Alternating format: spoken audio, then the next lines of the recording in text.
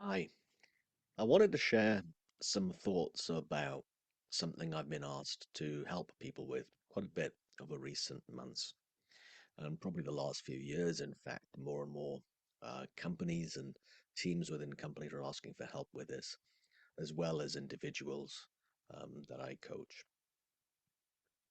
And you might see over here on the flip chart two very sophisticated drawings of people.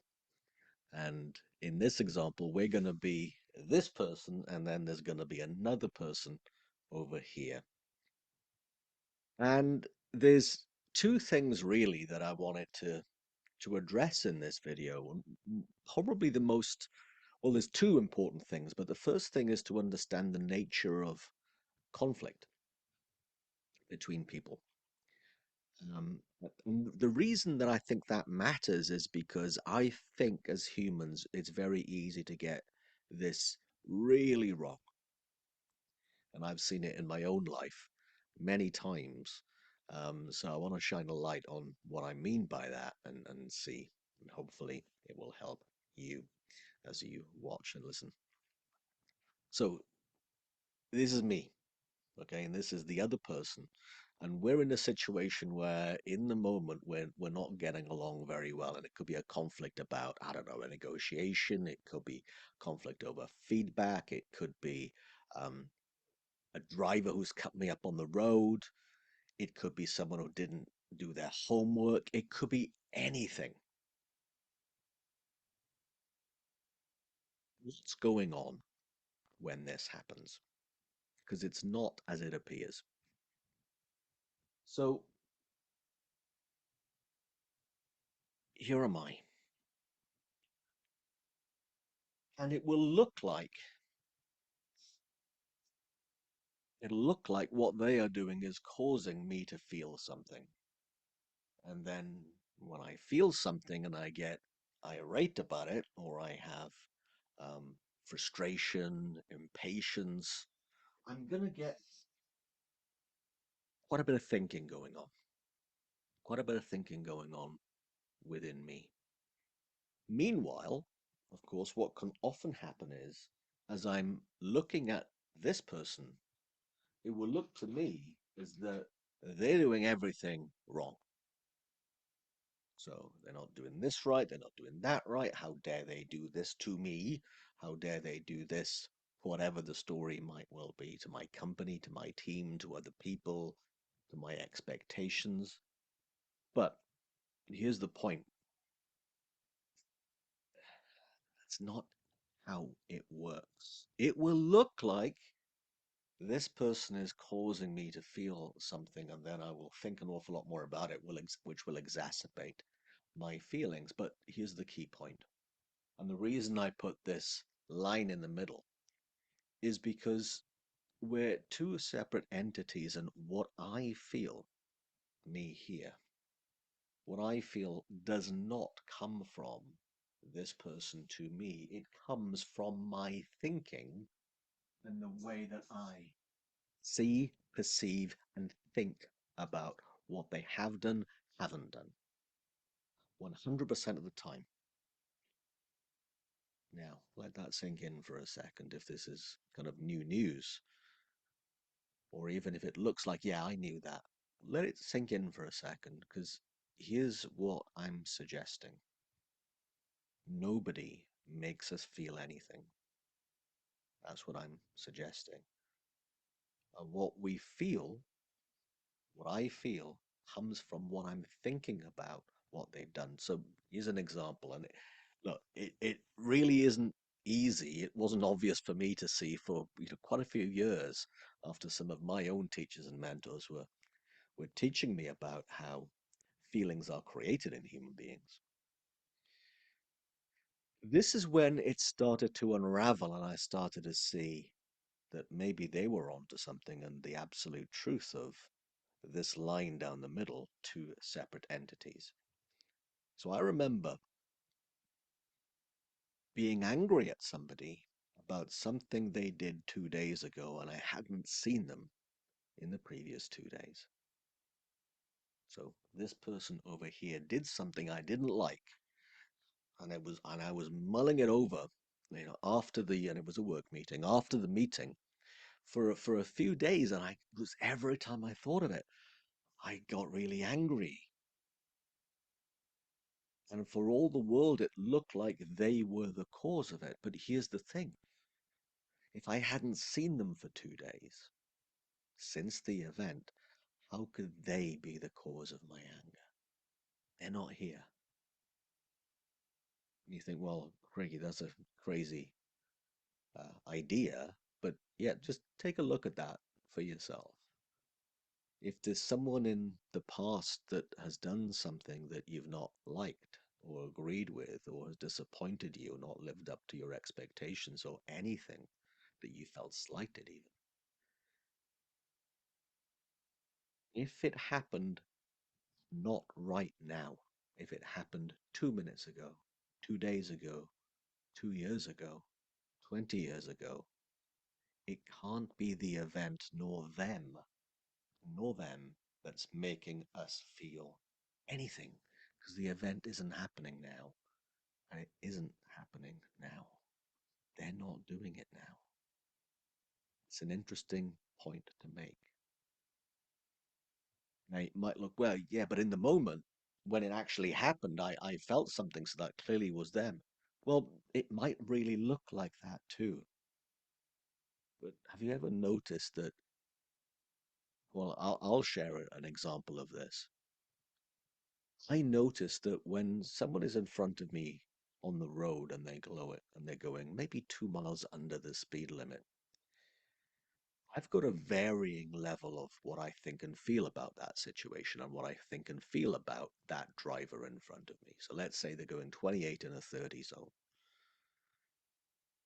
Now, if I'm not in a hurry, if I'm not late, I don't have urgency within me to get where I want to go, 28 miles an hour, me sitting behind someone is nothing to me.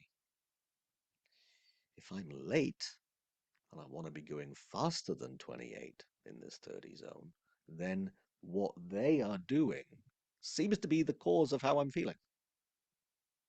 Yet, 28 miles an hour, what I think and feel about them varies. Identical situation could be the identical person. So it's a one way of describing or just illustrating the potential that is happening within me. Now, one thing I want to be really clear on. If somebody has done something that is like way out of the realms of what is right and agreed, I am not saying that it's okay for people to do anything. I'm not saying that. I'm not saying that anything that anyone does is okay. What I am saying, the degree to which we feel distress, anger, frustration, impatience does not come from them, it comes within us. And the reason that that matters in resolving a situation is because when we see that the feeling and that thinking is within us, we do not look for the solution to be this. We do not look for the solution for this person to be different.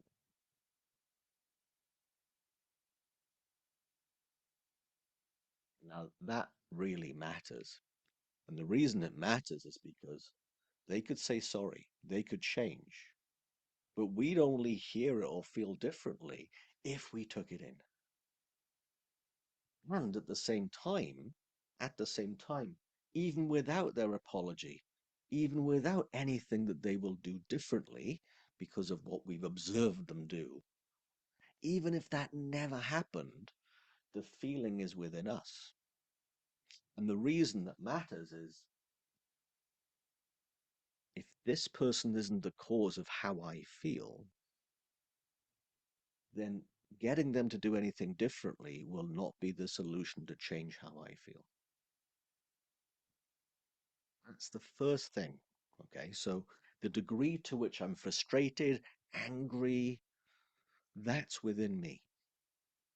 Now, the good news is, the great news about this is, when I do not apportion blame of what's going on out there, my mind will naturally settle when I think, oh, it's my thinking that's causing this. I am feeling angry or frustrated or disappointed or resentful. I know it's what's happening through thought happening now in my mind. And when I realize that, then it will calm down and thought will move on and the feeling will have less reality in it and it will do what every emotion every human being has ever had will do. Mine and yours and every other human being's emotion does one thing: it changes. It moves on, regardless of what we do about it. Emotions move on of their own accord, which is to me really great news because as soon as that is done, I'm thinking about something else, then my emotion has gone and I'm now in a more settled, clear mind.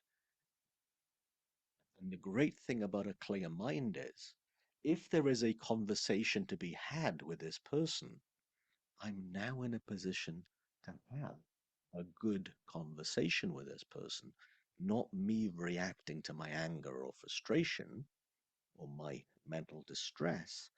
I'm now able to have a conversation about the situation, not about my feeling about it.